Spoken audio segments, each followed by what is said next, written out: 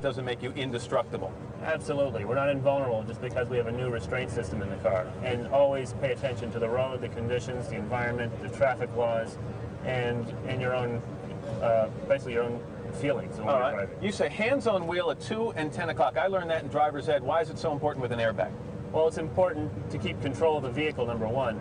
You can have them at 9 and 3 o'clock, too. It doesn't have to be exactly 10 and 2 o'clock, but in general, you want them at a distance away from the center of the wheel because that's where the airbag's deployed. So you don't want to have your arm thrown against your body when it does inflate. Exactly, and you don't want your arm straddled across the center of the wheel. You say sit 10 inches away from the actual airbag, which in most cars is located in the center of the steering wheel. Why is that so important?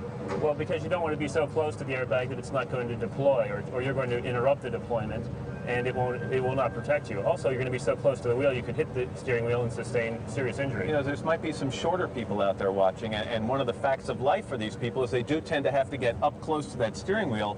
Does that pose a problem for them? It can, but generally, if they can, most vehicles can accommodate that 10-inch space, and most people can find a comfortable vehicle that'll let them do that. Your research shows that if people did know more about how this thing actually operates and inflates, it would be better. So let's take a look. We've got a camera over here by the driver's side of this Ford truck, and we're going to inflate the airbag on this and then take a look at it again. Okay, can we do it? Now, to be honest with you, I know you're in a crash. The first thing I'm worried about is a heart attack. That thing comes out of here like this. It's very fast. It's in excess of 100 miles an hour, depending on the environment, temperature, etc. And this is all triggered by sensors around the car that detect an impact. That's correct. They detect a change in the velocity or the speed of the car. All right, I want to take a look at what just happened on slow motion, super slow motion. Bobby, can we run that tape and describe it as you see it? Okay. Again, it's so fast. It's faster than you can blink your eye. But I noticed that the driver or the dummy's head there never came in contact with the airbag. Of course, if the impact had occurred from the front, his head would have been moving forward. That's right. This is just a static deployment. The car's not moving at all. In a real crash, we have to remember that if your car is going 35 miles an hour, your whole body is going 35 miles an hour towards that steering wheel. So the airbag is a great cushion to help control that crash for your body and slow it down in a gradual way, so you don't hit the steering wheel or anything else. All right, let me move out of the way here because now we want to talk about the passenger side airbag. Many cars come equipped with those, and we're seeing that we have a rear-facing baby seat in the front seat of this car. Let's inflate the passenger side bag and see what happens.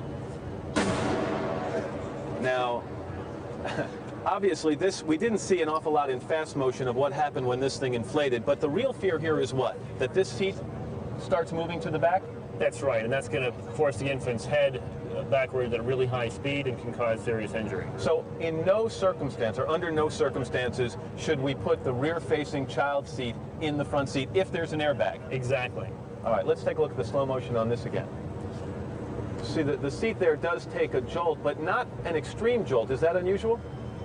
Well, actually, this seat is well anchored, but generally the seats can go flying back and hit the back of the seat. So they really are in the way of the airbag in this case. So again, if it's coming out 100 miles an hour or more, you can really throw that seat at high speed. And can cause back injuries and head injuries to the baby in the seat. That's right. Now, there's something coming out. I'm not sure if it's available now, but I know it should be available next year, and that's a turn-off switch for the passenger side airbag. That's right. Who has that?